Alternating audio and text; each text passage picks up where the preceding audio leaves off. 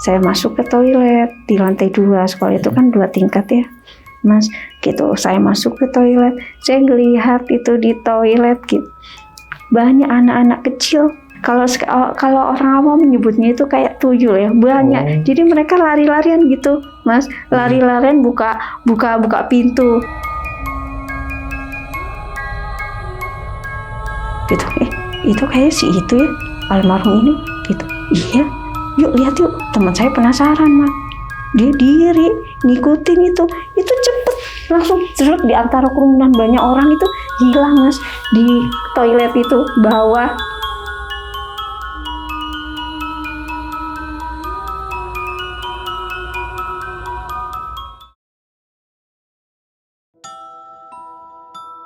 Assalamualaikum warahmatullahi wabarakatuh. Balik lagi di channel Kisah Tengah Malam bareng gua Saputra Kristiansyah. Seperti biasa nih, hari ini gua udah kedatangan narasumber nih yang bakal menceritakan pengalaman horornya saat mengajar di salah satu sekolah di daerah Jakarta Timur. Kita kenalan dulu, sebelah gua udah ada Ibu Nana. Halo Bu. Ya, selamat. Sehat Bu? Alhamdulillah sehat Mas. Nah Bu, ini kan ngajar di salah satu sekolah ya Bu ya? Iya betul. Itu jenjang pendidikannya apa tuh kalau boleh tahu? Jenjang pendidikannya setara dengan SLTA. Seperti itu, SLTA atau SMA lah ya? Ya SMA. Nah ini Gitu. ngajarnya itu pelajaran apa Bu di sana Bu kalau boleh Kalau tahu? di situ saya waktu itu ngajar untuk bidang studi ada 2 yang saya ampu. Yang pertama PKN, yang kedua adalah ilmu sosial. Oke, ilmu sosial, IPS lah kalau sekarang ya. Ya IPS bahasa ininya. IPS. Nah Ibu tahun berapa tuh Bu kalau boleh tahu ngajar di sana? Saya di sana sejak lulus kuliah dari perguruan tinggi di Surabaya, saya sudah mulai mengajar di sekolah tersebut. Jadi sekolah pertama yang saya ajar di sekolah tersebut. Ya. Nah, untuk tahunnya? Tahun berapa? Tahun 2002. 2002. Oke, Ya. udah lama banget berarti ini ya. Udah lama. Nah, sampai berapa tahun tuh Ibu ngajar di situ? Kurang lebih 8 tahun. Tahun 2010 saya keluar gitu. Oke. Dan tadi kan sempat cerita sedikit nih Bu ya, katanya Ibu di situ tuh kayak semacam freelance gitu ya Bu ya. Iya. Jadi ngajar di beberapa sekolah nih ya. Nah, untuk sekolah yang mau diceritain ini nih Bu ya, ini kan di daerah Jakarta Timur dan nggak kita sebut nih ya nama sekolahnya karena masih aktif juga. Iya, masih ada sekolahnya. Masih ada juga. Nah, itu ngajarnya itu hari apa aja Bu untuk di situ? Kalau di situ itu saya ngajar untuk seminggu ada 2 kali gitu. 2 hari saya ngajar, untuk hari Senin dengan hari Rabu. Oke, berarti khusus di sekolah itu Senin sama Rabu aja nih. Betul. Untuk Selasa, Kamis, Jumatnya di sekolah lain. Iya, betul. Oke. Dan di situ emang yang paling horor nih Bu ya, yang pernah Ibu hajar nih. Iya, betul. Sekolahannya Banyak sekali kejadiannya. Oke. Kita tahan dulu nih Bu ya, ceritanya Bu. Oke nih, buat kalian nih, wajib banget nih buat nonton video ini dari awal sampai habis karena pastinya bakalan seru banget. Dan bagi kalian yang mau cerita juga di channel Kisah Tengah Malam, bisa langsung klik link yang ada di deskripsi di bawah ini. Dan bagi kalian yang lagi nonton tapi belum subscribe, langsung aja klik tombol subscribe dan jangan lupa nyalakan lonceng notifikasi biar nggak ketinggalan video terbaru dari kita. Oke Bu, nggak usah lama-lama lagi nih Bu. Iya, baik. Kisah Tengah Malam dimulai.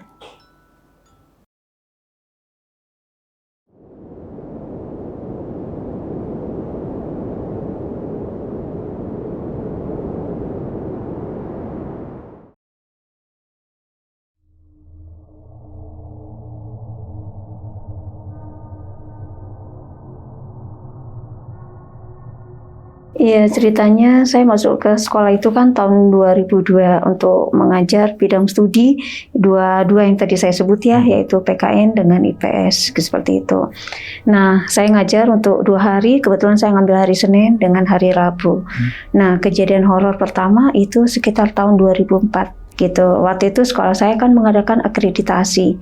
Kalau akreditasi itu kayak semacam penilaian yang diberikan oleh dinas kepada pihak sekolah, gitu. Apakah sekolah itu layak mendapatkan predikat A, B, gitu, atau C, gitu. Ya, kebetulan sekolah saya itu akreditasinya A, seperti itu. Itulah sebabnya kan murid-muridnya banyak. Kalau akreditasi A kan berarti pikiran kita, wah sekolah itu bagus, kredibilitasnya oke lah, seperti itu ya.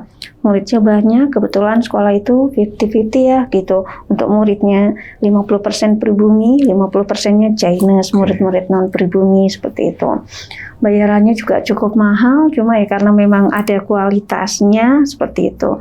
Nah, kejadian horornya itu ketika akreditasi, jadi guru-guru waktu itu masih manual ya, belum tahun 2004, belum secanggih kayak sekarang lah ya, gitu cara mengajarnya seperti kita bikin administrasi pembelajaran seperti silabus, RPP, Perota, Prosem, seperti itu ya, program tahunan, program semester gitu. Hanya itu sih sebenarnya, sama ya perlengkapan mendukung gitu sesuai dengan job yang diberikan sekolah gitu. Seandainya saya sebagai wali kelas gitu, nanti ada job lagi apa yang harus dilampirkan sebagai wali kelas gitu, mungkin kayak jurnal gitu ya, leger dan sebagainya. Pokoknya harus lengkap lah kalau akreditasi seperti itu. Karena berhubung sekolah kita akan mengadakan akreditasi, maka mau nggak mau kalau kita kita belum selesai, itu kita kejar terus waktunya. Karena kalau diakreditasi kan ditarget sama dinas. Dinas kapan akan melakukan kunjungan supervisi langsung ke sekolah. Jadi sebelum dinas melakukan kunjungan langsung ke sekolah, itu semua perangkat pembelajaran sudah beres semuanya. Seperti itu. Akhirnya banyak teman-teman yang sampai nginep di sekolah seperti itu, karena saya guru perempuan dan udah punya keluarga, jadi nggak mungkin lah saya nginep. Kebanyakan yang nginep guru-guru pria seperti ini. Akhirnya saya waktu itu kejadiannya pas akreditasi, saya pulang jam 8 gitu ya, gitu. Pas menjelang maghrib gitu, saya mau sholat karena saya kan muslim, saya mau melaksanakan ibadah sholat saya. Nah, saya turun gitu ya, saya turun gitu keluar dari ruang guru, saya masuk ke toilet di lantai 2, sekolah itu kan 2 tingkat ya Mas, gitu. Saya masuk ke toilet, saya ngelihat itu di toilet gitu, banyak anak-anak kecil. Kalau orang awam menyebutnya itu kayak tuyul ya, banyak. Jadi mereka lari-larian gitu, Mas, lari-larian buka pintu, buka tutup. Kalau orang awam mungkin ngelihatnya kayak suara pintu yang ketiup angin, dar seperti itu. Terus saya tercengang, saya lihat kok ini. Saya kaget, antara takut tapi ini saya, kalau orang Jawa bilang ketenggengan, saya melihat gitu, saya natap gitu, ini apa kok seperti ini gitu. Wah, terus akhirnya saya bisa mengucap gitu, astagfirullahaladzim, langsung saya balik badan. Nah, jadi toiletnya itu kamarnya ada 4, 1, 2, 3, 4, itu banyak Mas. Banyak banget. Banyak. Jadi langsung kayak gimana sih, kayak anak kecil gitu, main petak umpet di antara itu. Gerombolan begitu. Iya, gerombolan Mas. Kecil, nggak pakai baju gitu, matanya merah seperti itu. Akhirnya saya udah bergegas, sudah sempat terpaku, saya melihat beberapa saat, ini apa? Tuhan ya Allah, ini apa yang saya lihat gitu. Akhirnya saya mengucap astagfirullahaladzim, saya langsung putar badan saya langsung ke bawah, ambil air wudhu di lantai bawah. Saya melaksanakan sholat gitu ya, gitu. Saya sampai masih mikir aja di ruang guru, kan banyak teman-teman saya beraktivitas gitu ya. Saya mikir ini apa gitu, sempat ketenggungan komentar badan saya karena baru sekali gitu bisa melihat yang seperti itu. Ya, nggak cuma itu aja sih Mas ya, gitu. Kejadian horornya selain melihat hal yang kayak seperti itu, di lantai 2 itu kan juga ada perpustakaan ya. Nah, perpustakaannya itu juga sama Mas. Kalau ini cerita yang beredar ya Mas ya, gitu. Di sekolah tersebut katanya di perpustakaan tersebut dihuni oleh seorang wanita gitu, tapi dia pakai baju merah. Jadi mungkin kalau kita nyebutnya kayak kuntilanak merah ya kan ada ya. Seperti itu. Dia sempat membelakangi Mas, gitu. Yang melihat banyak Mas. Dia banyak yang melihat gitu. Jadi di ruang perpustakaan di lantai 2, biasanya kalau perpustakaan itu jarang ya Mas ya dikunjungi ya, karena minat baca kita lah yang agak-agak kurang gitu ya, jarang itu di ini yang melihat OB seperti itu, karena kalau OB kan dia selalu rutin pulang menjelang di atas maghrib gitu ya. Setelah aktivitas sekolah udah sepi, dia baru beberes dan sebagainya, itu pasti Mas dia akan duduk begini kuntilanaknya. Kalau OB ngeliat kan pintu perpustakaan itu udah dikunci ya, begitu jam pulang terakhir itu selepas asar udah dikunci, udah dibersihkan, dikunci gitu. Dia ngelihat kok ada yang duduk gitu di ruang baca gitu, tapi dia membelakangi Mas. Dia membelakangi begini pakai baju merah, rambutnya tergerai gini. Nggak sekali, nggak 1-2 orang yang melihat itu. Pokoknya kalau berada di sekolah tersebut ya, selepas jam bubar sekolah, apalagi menjelang maghrib, pasti dilihatin itu. Termasuk saya pernah Mas datang ke pagian nih Mas ya. Kita kan masuknya jam 7, tapi guru wajib absensi jam 6.45 gitu. Masuk jam 6 saya udah di sekolah, itu suasana masih sepi Mas. Kalau kita naik ke tangga gitu ya, masih sepi. Kalau ngelirik begini, gitu, kayak kelebatan truk gitu, seperti itu. Lagi sepi-sepinya itu ya, jam 6 pagi belum ada yang datang. Betul, itu benar-benar pokoknya jarang deh gitu. Kalau menjelang jam pulang gitu ya, biasanya kan seneng mau baca, pinjem aja buku gitu ya, saya biasa minjem gitu, terus tapi saya bawa pulang aja gitu ya Mas ya. Saya nggak berani baca di situ apa gimana gitu kalau udah sepi lah menjelang jam pulang. Terus juga ada lagi sih Mas ya, sekolah itu selain kasus yang itu, saya pernah pas lagi ngajar ini Mas ya, 2 jam terakhir saat mau pulang, saya ngelihat Mas gitu. Ini kan modelnya dia sekolahnya 2 lantai ya Mas ya, gitu. Jadi modelnya kelasnya itu nggak belakangnya itu nggak tembok gitu kayak kelas-kelas sekolah-sekolah di negeri gitu ya Mas ya. Belakangnya kan tembok gitu. Dia kaca Mas, kaca begini, yang ketutup hordeng besar begitu, kayak model bangunan-bangunan. Kayak gimana ya, kayak rumah sakit, kayak bangunan zaman Belanda gitu. Memang sekolah ini kan dulunya bekas rumah sakit yang akhirnya beralih fungsi menjadi sekolah. Iya, sekolah seperti itu. Kaca 2 begini Mas, besar gitu. Saya lagi ngajar. Dengan otomatis saya di depan, murid saya di belakang gini. Nah, kacanya kan di belakang seperti ini. Otomatis tatapan saya ke depan sana. Gitu. Ketika tatapan saya ke depan, ada anak kecil Mas, kayak usia PAUD atau TK gitu ya, 5 tahunan gitu. Badannya, bodinya Mas, bersih kulitnya itu kayak orang-orang Chinese. Kan karena memang sekolah itu 50-50 ya, 50% Chinese, 50%-nya pribumi. Saya waktu itu nalar saya, ini adiknya siapa? Mungkin adiknya dari murid saya yang nunggu cece-nya atau kokonya di sekolah tersebut ya, yang masih sekolah, C-nya apa kokonya itu. Saya liatin, pertama saya nggak ngefek Mas. Saya sama sekali lupa itu, kalau ternyata itu nggak ada balkonnya. Nggak ada balkon, jadi kalau kita berdiri di kaca itu di belakang, itu langsung ya pemandangan bawah itu, gitu. Saya lihat tuh dia. Gitu. Pertama saya nggak ngeh, dia melintas aja gitu kayak cuma ngeliat begini, ngeliatin saya udah lewat. Balik Mas, balik dia nempelin mukanya begini, kayak di kaca gini nempelin. Iya. Saya sempat berhenti, gitu. Saya berhenti, saya liatin aja, gitu. Akhirnya dia ngelewain gini Mas, wah gitu. Yang lidahnya itu menjulur gitu, panjang, wah gitu. Saya kaget. Astagfirullahaladzim, ini siapa? Saya langsung duduk itu Mas di bangku guru. Saya duduk kan kalau di ruang kelas bangku gurunya di depan, saya duduk di sini. Terus saya bilang, "Nak, kamu yang di belakang, maju ke depan." Gitu. Jadi kalau bangku yang di belakang, Mas, saya suruh maju, murid saya maju ke depan. Hati saya udah deg-degan, astagfirullahaladzim gitu. Saya sempat istighfar gitu, itu siapa gitu ya.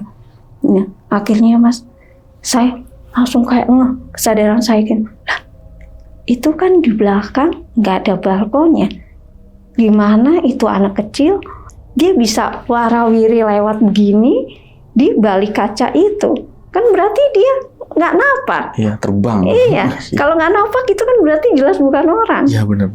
Gitu, nggak napak dia. Setelah itu saya langsung, ayo Nak, kalian siapkan, bereskan buku-bukumu, kita berdoa sebelum pulang. Saya bilang gitu. Tapi belum bel itu. Udahlah 5 menit sebelum ini saya suruh mereka bersiap-siap, terus saya langsung, tidak ada yang menunggu di dalam kelas ya. Kalian semua tunggu di bawah di lapangan, nunggu orang tuamu di bawah. Saya bilang gitu. Berarti itu sore ya? Ya, sore masih. Sore-sore sejelas itu gitu. Asar loh itu. Karena pulang jam 3 kalau nggak salah ya. Iya. Tapi ya gimana ya, namanya dulu bekas bangunan rumah sakit yang beralih fungsi menjadi sebuah sekolah gitu. Ya pasti sedikit banyak menyimpan gitu ya Mas ya. Benar-benar. Gitu. Menyimpan suasana mistis seperti itu. Terus ada juga Mas, nih teman ngajar saya ya, guru. Nah kebetulan waktu itu dia meninggal. Ya, meninggalnya ketabrak kereta. Gitu, ketabrak kereta di Jakarta Selatan itu selama 40 hari ya. Itu banyak teman-teman rekan guru yang melihat penampakannya gitu loh di sekitar sekolah.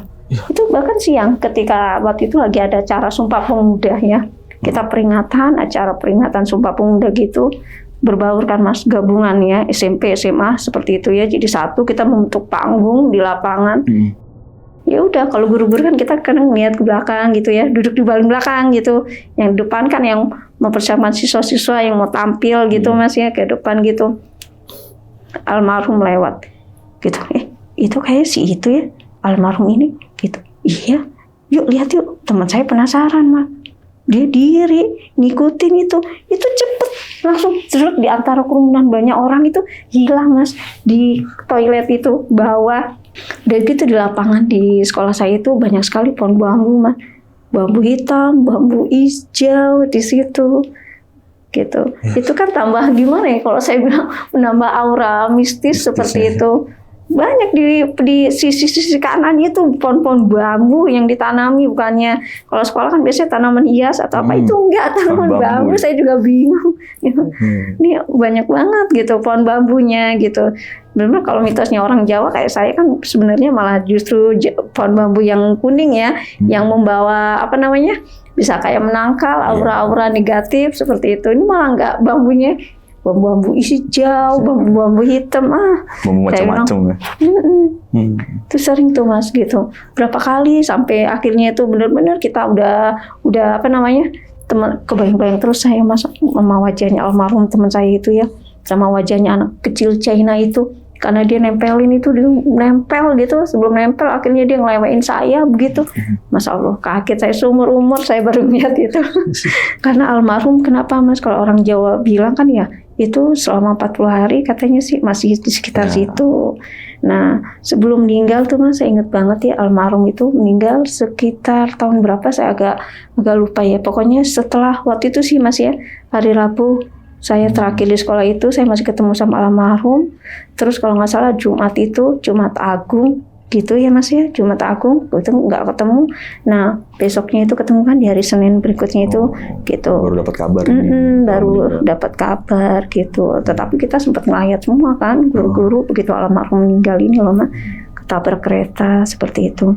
Dia sempat cerita sih di hari Rabu sama saya, almarhum gini, ndak gitu, gue lagi ada masalah ndak gitu. Masalah apaan? Suaminya nganggur Mas gitu. Suaminya nganggur, dia punya anak 2, dia jadi tulang punggung untuk keluarganya seperti itu.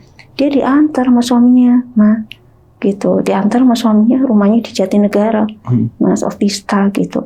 Dia diantar sama temennya, sama suaminya gitu sampai ke mana, stasiun gitu ya. Nyebrang, suaminya baru nyampe rumah, kata suaminya dapat telepon istrinya ketabrak. Tapi sempat masih ada, kondisi badannya itu lengkap. Saat nampakin ini ya. Karena kalau dalam agama Katolik kan jenazah dipeti ya Mas ya, dipeti. Nah waktu itu guru-guru ikut semua datang gitu, termasuk saya. Saya berdiri percis di sebelah peti matinya dia. Saya ngeliatin almarhum gitu ya, kondisinya mengenaskan Mas. Jadi namanya muka itu rata Mas, gimana sih, kayak roti kepepes gitu, rata gitu, kena kereta itu. Terus di lehernya kayak ada alat Mas begini, mungkin terletak kali ya lehernya itu, alat putih begini nyangga. Buat nyangganya, nyambungin lah ya. Bibirnya tidak bisa terkatup Mas, jadi bibirnya agak terbuka sedikit, darah ngalir bolak-balik di sini Mas, darahnya ngalir seperti itu. Terus di sininya, keningnya, jidatnya kayak begini Mas, bejundul gede banget Mas, kayak benjol lah ya kalau bisa bilang ya. Cuma kalau yang organ lainnya kita nggak bisa lihat kan, pakai itu, pakai apa, kalau orang Kristen itu, orang Katolik ya pakai pakaian yang terbaik yang pernah dia miliki, kayak pakaian pengantin itu loh Mas, gaun putih, pakai sepatu putih, sarung tangan putih. Nah saya ingat banget, saya terbayang-bayang ceritanya almarhum Mas, seperti itu. Itu selalu saya dimimpiin sama almarhum gitu ya Mas, karena apa? Dia duduknya tepat di sebelah saya, sama-sama kita ngajar IPS seperti itu, tepat di sebelahnya. Gue lagi ini, makanya Mas, makanya ada firasat kali ya Mas ya, selama menjelang kematian itu dia tuh maunya di sekolah aja gitu. Karena kalau di jam pulang saya suka bilang, Bu, saya nggak usah sebut namanya Mas ya, Bu, gitu. Kita namanya sama-sama orang Jakarta ya, saya bilang kita kalau lagi nggak di depan murid ya, kita biasa lalu-lalu gitu. Bu, lu nggak pulang? Saya bilang gitu. Gue pulang juga bosen Bu, katanya gitu. Gue bosen Bu Nanda pulang, bete ngeliat suami nganggur gitu. Dia kan masih tinggal sama orang tuanya. Seperti itu, ada kakaknya, ada orang tuanya. Dia bawa suami, bawa anak 2, masih ada bapaknya juga. Jadi satu rumah itu penuh gitu isinya, seperti itu. gitu dia pusing kali, dia jadi lama mas di situ mas di sekolah. Nanti sekitar jam berapa, sejam atau 2 jam setelah sekolah bubar gitu baru dia pulang gitu kan. Karena dekat karena suka chatan, lu udah nyampe rumah bu, dia nanya gitu. Udah lu ini belum pulang gitu, ini gue baru mau OTW. Saya lihat buset udah jam segini udah mau maghrib, tapi bagi dia sih nggak masalah ya karena dia kan tidak melakukan ritual ibadah kayak sholat maghrib gitu. Kalau bagi saya sih maghrib maunya di rumah gitu kan. Iya. Sementara kalau dari rumah saya ya ke sekolah itu perjalanannya jauh kan mas, kejebak macet kan. Seperti itu. Dia tuh enggak mas, kalau pulang itu sekitar jam 5 gitu, setengah 5 gitu.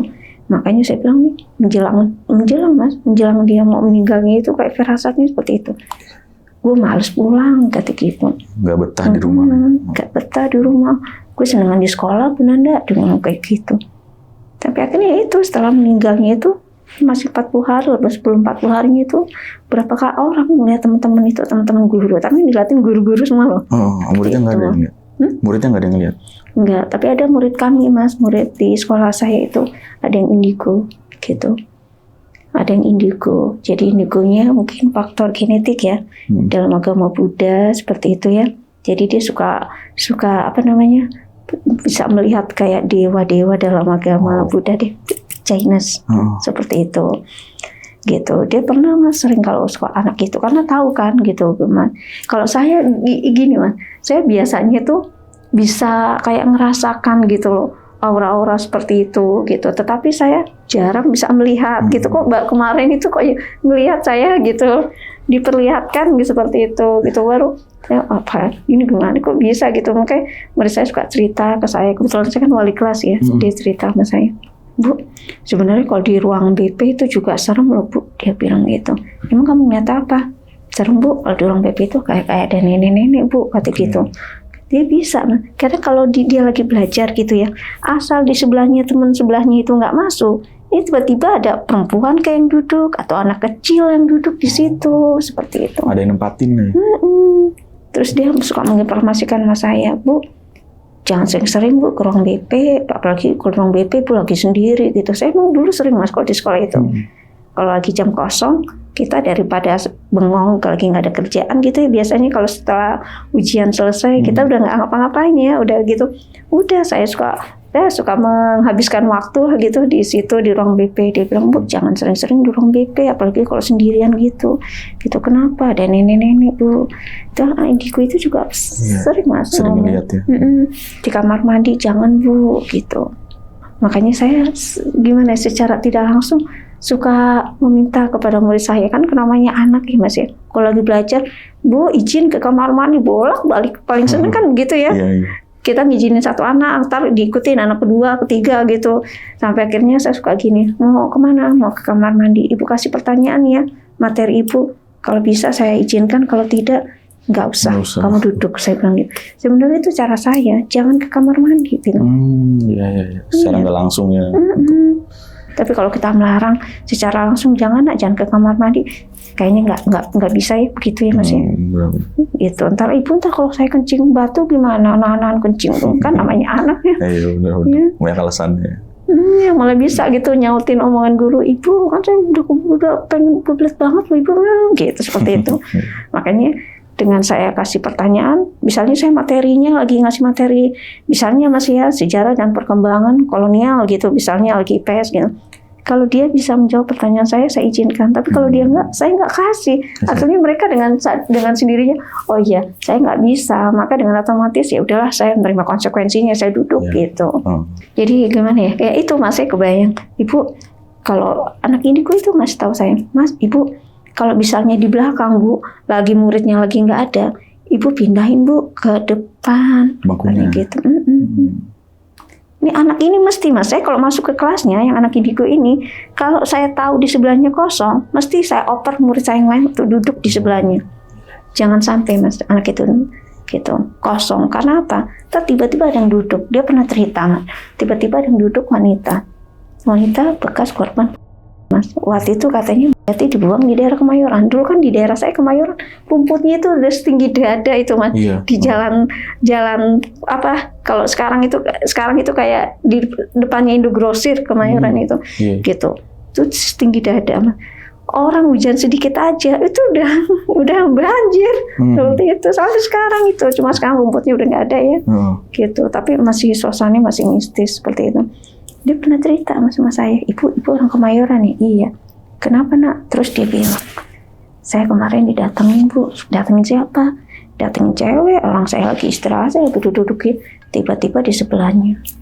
Jadi murid saya itu melihat gitu ya, wanita gitu di sebelahnya.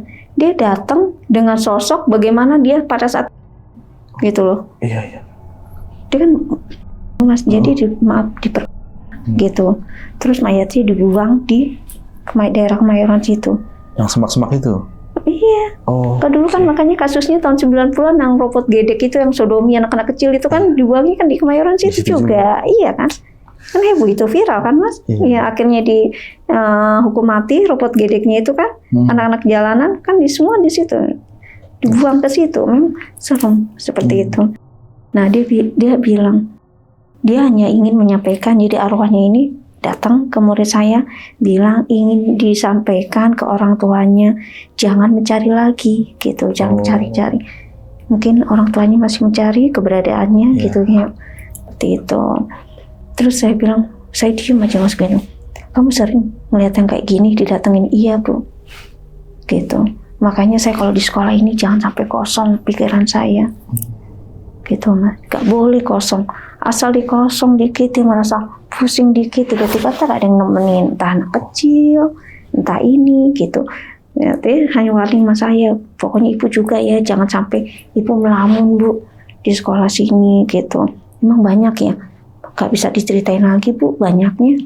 Saya setiap kali mau ke kamar mandi, ntar ada perempuan yang lagi berdiri. Karena dia udah biasa gitu ya Mas, ya udah dia nggak ini. Seperti itu.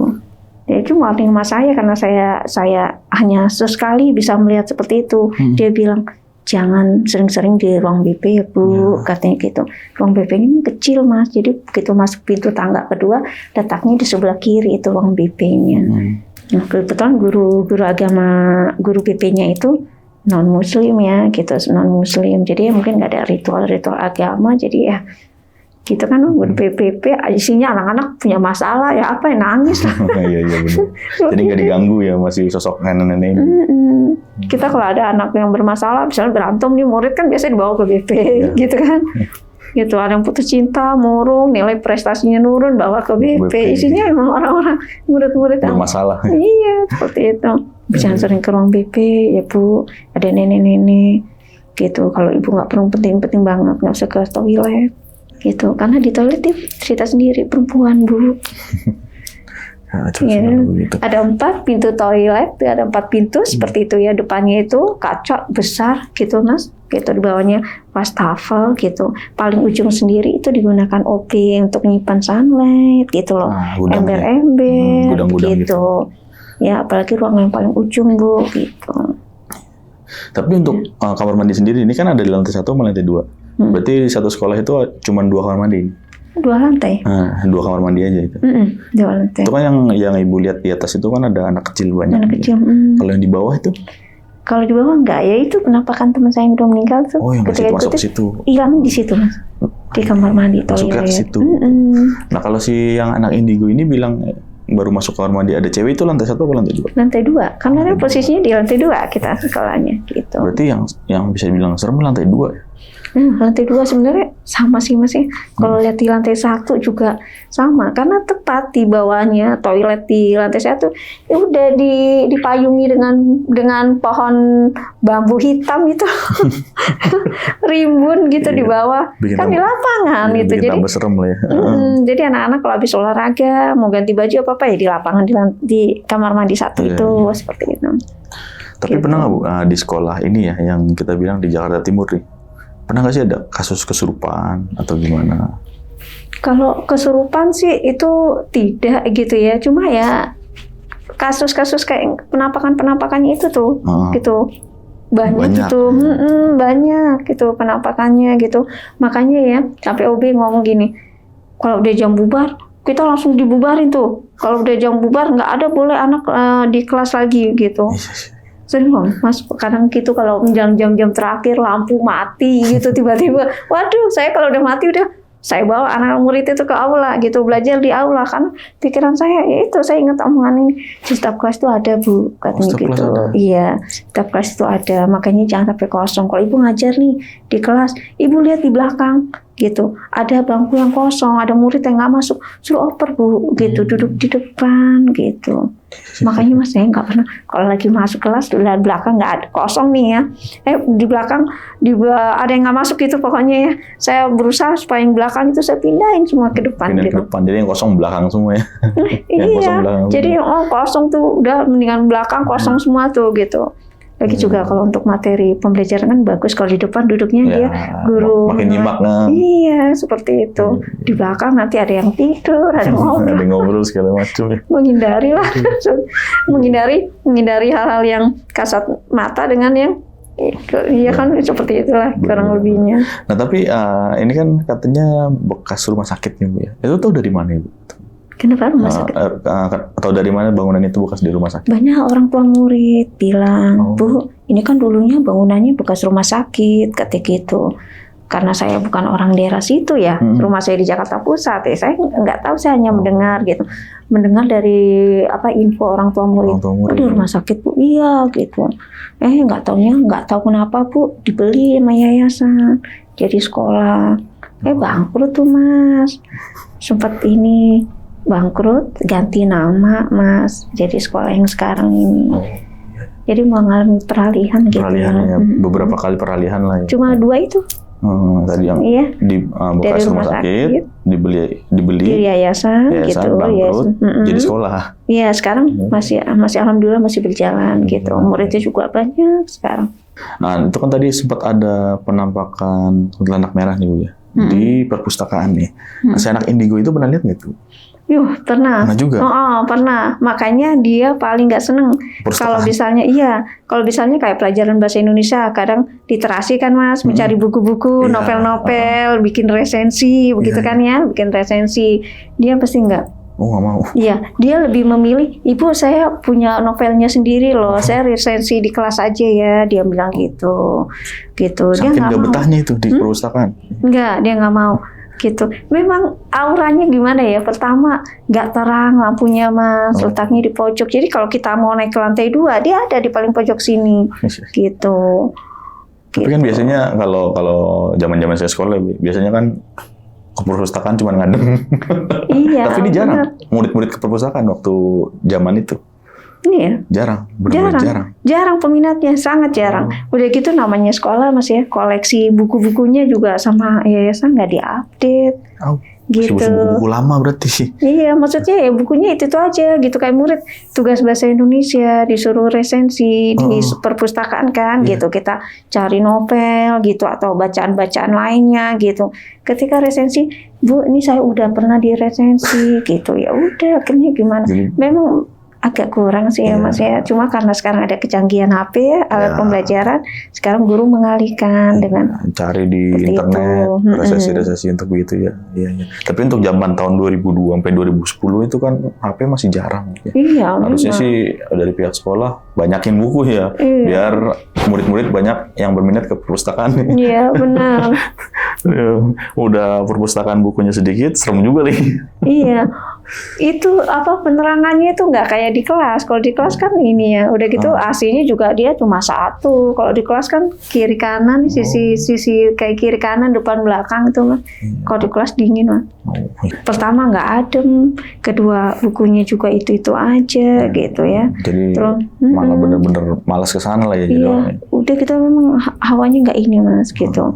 Anak indigo itu juga ngomong gitu, beda Bu kalau di situ itu nggak punya putih, kalau yang putih itu yang di kamar mandi. Seperti itu. Kalau di situ tuh merah. Katanya sih kalau merah itu lebih ganas ya, lebih seperti itulah. Tapi ada cerita nggak Bu, asal usul si kuntilanak merah ini kenapa sih ada di ruang perpustakaan? Gimana maksudnya? Pernah ada cerita nggak nih asal usul dari kuntilanak merah ini di ruang perpustakaan? Entah itu si anak indigo ini dapat cerita dari penghuni lain atau gimana? Atau ada guru-guru yang tahu nih? Kalau di situ ya Mas ya, kalau misalnya asal usulnya sih, kalau kuntilanak merah kita nggak ini, mungkin ini ada sejarahnya dengan masa lalu itu sekolah kok berdiri di atas rumah sakit itu loh Mas, iya gitu sih. kan pasti ada gitu ya, sedikit banyak gitu kisah-kisah mistisnya rumah sakit kan, tahu sendiri ya Mas ya, nggak mungkin nggak horor gitu, terus diganti fungsinya itu menjadi kayak sekolah gitu ya. Mistisnya ngikut lah ya. Mungkin penampungan seperti anak kecil yang ibu lihat tadi yang di itu masih ada kayaknya Mas. Di belakang apa namanya itu? Balkon ya, bukan balkon sebenarnya jendela ya. Jendela, iya. Sama anak kecil yang segerombolan di kamar mandi, kuntilanak merah. Nenek-nenek di ruang BP itu mungkin penghuni-penghuni lama yang dari rumah sakit nih. Kalau saya sih gitu ya Mas, pasti itu nggak beda jauh gitu. Gitu. Berasal dari silsilah dulunya itu loh, bangunan sekolah itu berasal dari apa itu? Dari rumah sakit. Itu hampir semuanya kalau ngomong orang situ juga, satpam yang udah senior di situ juga ngomong.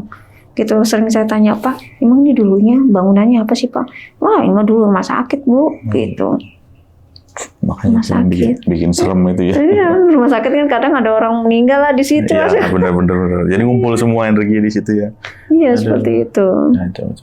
Nah Bu, Ibu kan sekarang masih ngajar nih sekolah yang terbaru. Saya sudah ini, kan sudah resign. Iya sudah resign dari 8 tahun dan sekarang masih jadi guru Ibu? Saya masih jadi guru. Nah gitu. sampai sekarang di sekolah yang terbaru nih, Ibu ngajar nih, ada nggak sih Bu cerita horor Bu?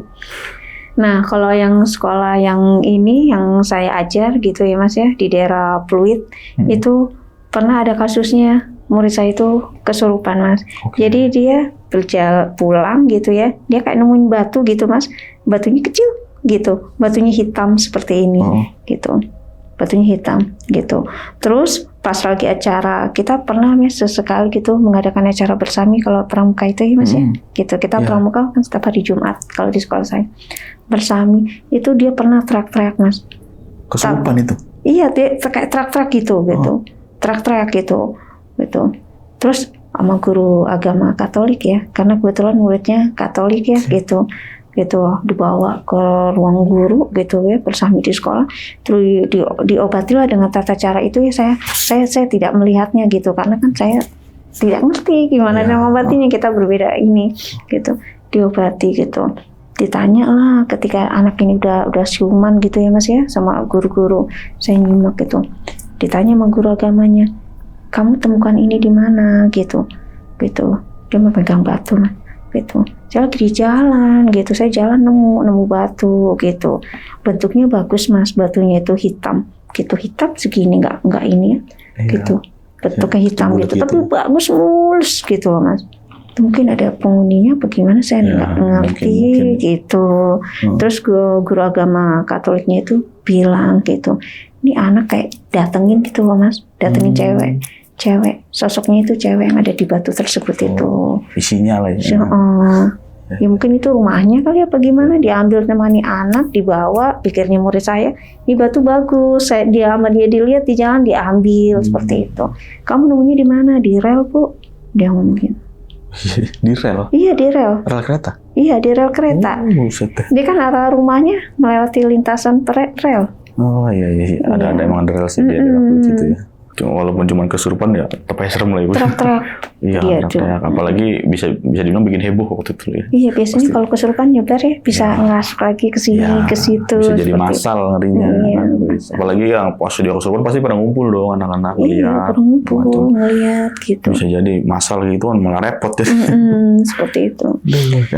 Akhirnya ya dia kayak ngerasa didatengin perempuan gitu loh Mas, diajak sama itu, dia nggak mau. Teriak-teriak gitu. Iya, mau diajak. Aduh, ngeri juga ya. Iya, mau diajak gitu, dia teriak gitu. Wah, enggak gitu terakan. Iya. Gitu. Oh, jadi kayak semacam shock lah ya. Diajak sama makhluk begitu. Iya, mungkin dia ngelihat perempuan gitu, ayo pergi gitu apa gimana gitu tuh. Terus nggak mau gitu Mas terakannya. Iya. Gitu. Langsung enggak teriak begitu, ini anak kenapa kok bisa tantrum seperti ini Iya. Langsung guru agamanya sigap gitu ya. Dibawa ke ruang guru gitu, diobatin di situ. Gitu. Akhirnya begitu udah suman berapa saat ditanya, kamu kenapa kok tiba-tiba teriak-teriak begitu? Ada cewek yang mau Dia ngajak lagi megang batu itu, lagi mungkin pikirannya merenung apa gimana gitu ya. Dia lagi ngeliatin batunya, diliatin, sama dia dipegangin gitu.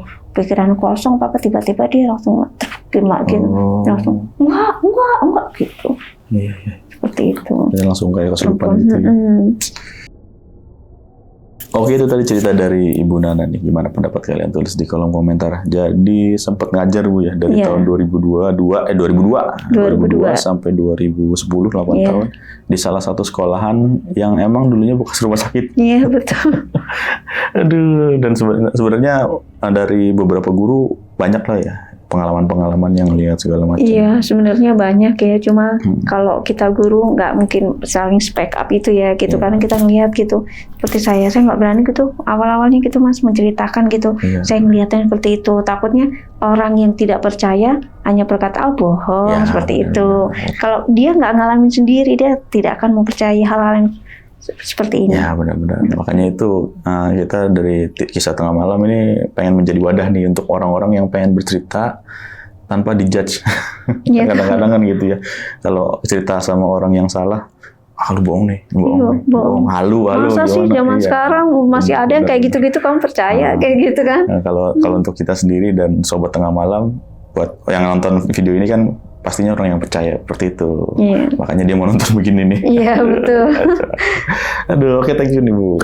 Iya, terima kasih Mas. Sharing pengalaman yang luar biasa. Iya, terima sama-sama. Buat sobat tengah malam nih, thank you juga nih yang udah nonton dari awal sampai habis. Bagaimana pendapat kalian nih? Kalau kalian suka dengan video ini bisa like, subscribe, dan share, dan komen juga nih di bawah pendapat kalian di bawah ini. Oke, segitu dulu. Akhir kata gua Putra pamit undur diri. Ibu Nana juga pamit undur diri. Wassalamualaikum warahmatullahi wabarakatuh.